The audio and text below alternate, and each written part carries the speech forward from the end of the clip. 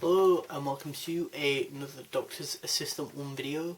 Today I'm doing a video on if I can get the piece of paper to unfold, the 6 bad guys I want to see in series 13 of Doctor Who. Yes, 13 because, season 12 has wrapped up, of course, of this recording, and it's kind of mad because, what was I going to say, it only feels like yesterday that I did a sort of video like this. I've been doing these since about 2015 now, so for like past 5 years now.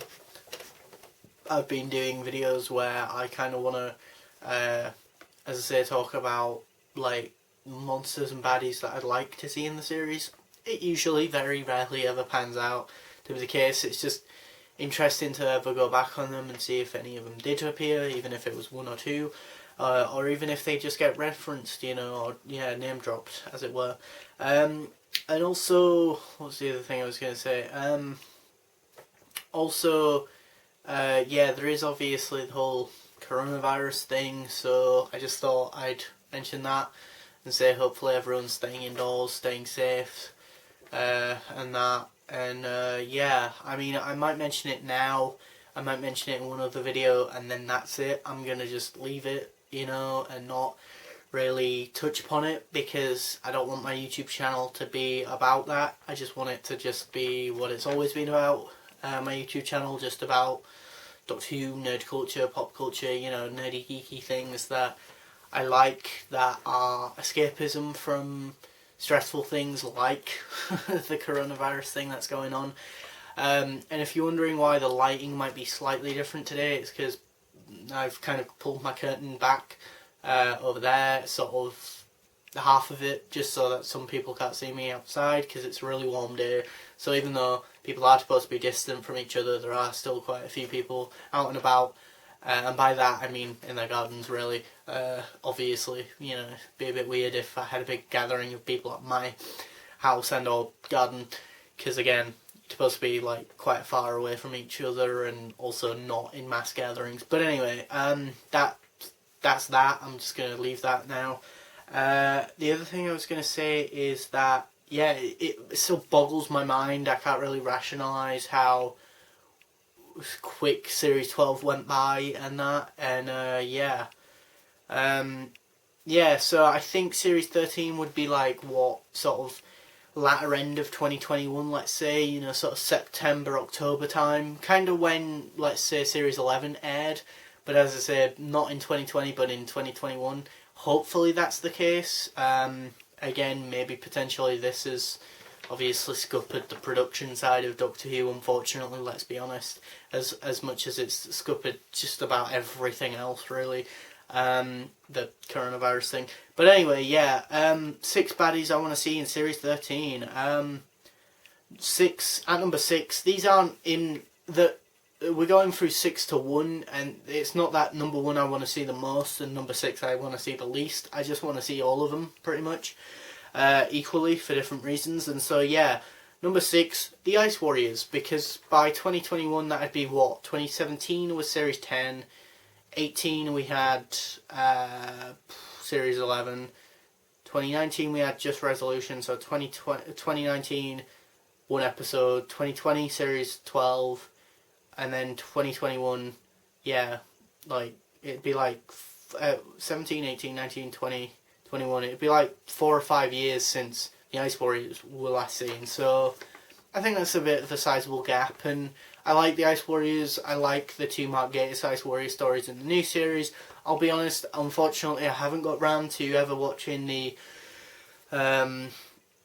classic series Ice Warrior stories, unfortunately, but based off the 2 that I've seen in the new series, I really like the Ice Warriors, and I'd like to see the 13th Doctor encounter them.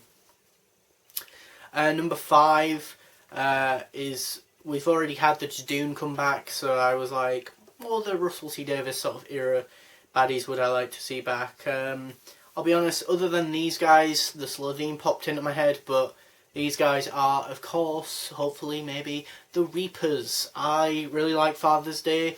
I watched it recently, and it still holds up. The Reapers are still such a cool sort of visual and they're very striking, and they're very, I think the reason why I'd be like, yeah, the Reapers come back now, because we're out of that Stephen Moffat paradoxical, the multiverse, not the universe slash multiverse. The whole universe is at stake every other day or every other episode. We're not at that point anymore. We've put that era and that sort of scale of stories to bed.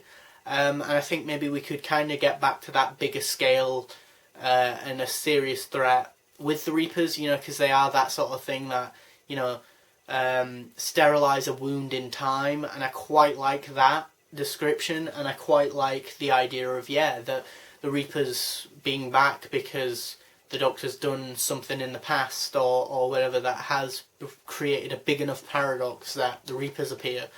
Would be awesome, really, because again, just make them the same, but just almost like with a video game, make them the same, but like more up-res, HD, better graphics, like artistic design-wise, keep them the same, but again, just upscale them and make them more realistic-y looking, if that makes sense. They appeared in a Four Doctors comic, written, ironically, by Paul Cornell again, and as a cliffhanger, spoiler alert, to issue 1, and that was awesome. That was back in 2016, 15, 16, so around sort of series 9, if not around when the Doctor Who wasn't on air that one year, except that one Christmas special. But yeah, so the Reapers, that was number 5. Number 4, the Weevils. Technically, yes, they're a spin-off monster, or a monster from a spin-off show, but technically I still class Torchwood and Sarah Jane Adventures as part of being in the Doctor Who universe, and so I still class them as a credible thing. You could have easily had the Weevils in, say, Orphan 55 instead of the Dregs, really. I honestly thought they were Weevils in the trailer when you have that shot of one of them smashing against the glass. I thought that was a Weevil instead of a Dreg, and I think it'd just be cool to see something like that. I mean, much like with the Judoon, you could have updated animatronics on the Weevil sort of jaw and mouthpiece, as it were. And I just think it'd be such a cool nod. I mean, you've already had Captain Jack come back, so maybe Weevils, maybe you could backdoor sneak in some Weevils into the show, even if it's just a cameo or a name drop, would be really cool. Number 3, I really want to see these ones back, the Sontarans. I think we haven't had a good proper Sontaran story, or a proper Sontaran story since Series 4, 2008, that's a long time ago. Since Tennant's era, we've had 11 and 12, we've had 2 Doctors go by with no Sontarans, which is such a shame, because Capaldi would have been cool against them. Likewise, maybe Matt Smith less so, but either way, it'd have been cool to see Sontarans, proper Sontarans, not just Strax. I have mixed feelings towards Strax, but again, like a proper historical, spoiler alert, I have an idea of like a Sontaran story where you could have it in like Victorian London. I have this image of them just marching across like London Bridge in like a massive platoon, like, redesign them, but by that I mean just have them be in the black and silver design instead of the purpley dark blue sort of design, and yeah, just have them storm Victorian London or something, invade Victorian London or anything really. I want them back. I want my Potato Men back.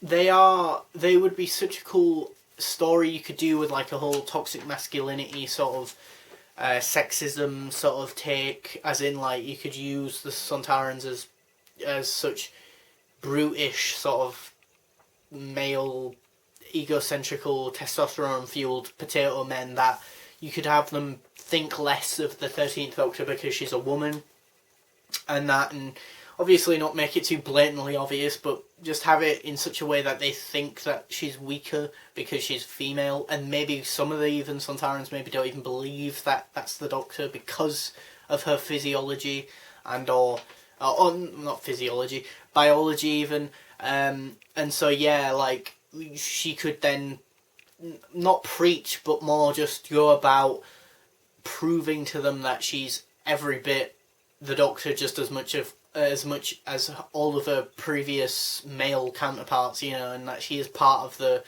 pantheon of Doctors, you know, and although she might be physically weaker, they could easily say that, or like write it in such a way that yeah, maybe she's not physically as capable as a male counterpart, but although you might get people being like, oh, that's sexism, but either way, you could do that, and then also still stay true to the fact that she's still just as witty and as clever and as funny and energetic and quick on her feet as any other Doctor, you know. And I think, yeah, it'd be awesome to see her come head to head with the Sontarans, because again, I think you could easily have that story of them being like, no, we are Sontar, we are, you know, we are all basically into, well, space, you know, frat boys with laser guns, you know, with the mindset and brain cells of a 12-year-old with laser guns, yeah, or like a teenager with laser guns, you know, so, but yeah, so she could really sort of rise to the occasion and be like, no, peace is the option, and, you know, and compassion, and that, and just be as witty, fun, and quick on her feet, as I say, as any other Doctor. 2, the Meddling Monk. Now, mainly because I've seen him quite a bit in Doctor Who audios, quite a few. I'm pretty sure 2 releases that stand out to me that have him in are the 4th, I think, a series of Third Doctor Adventures. I think he's in that, and then he's also in an upcoming either this month or maybe April's monthly range release with the 7th Doctor. I think the Meddling Monk's in that. He's a character that I've not actually experienced because he's a Hartnell-esque, William Hartnell baddie. So you're talking someone way back, as I say, in the 60s of the show. So for myself and other fans who don't know anything about him, he's new, you know. Also, Krasko could have so easily been the Meddling Monk. That had just added so much cool stuff for fans who have seen that episode with the Meddling Monk, or fans who know of him but haven't seen him yet, or haven't heard the Doctor Who audios, you know. It'd just been cool, you know, to have a character who just meddles in time and is a Time Lord as well. Or, I don't know if he's a Time Lord, but if he is, cool. If he isn't, okay, cool, but maybe he has time travel technology, or he stole time travel technology even from the Gallifreyans. I don't know, I don't care, I want him back, basically. Number 1, mainly because other fans won't shut up about it, and also because other fans keep going on about it so much, I do actually kind of want them back, and especially with the fact that I'm pretty sure we haven't had them at all in the new series, and it still baffles me. And you could have easily had them in Praxeus, and I'm of course talking about the Sea Devils. They need to come back ASAP.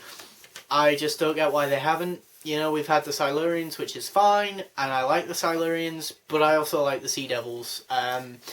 They were completely ruined in Warriors of the Deep, but I think in the first episode we have of them, they're awesome.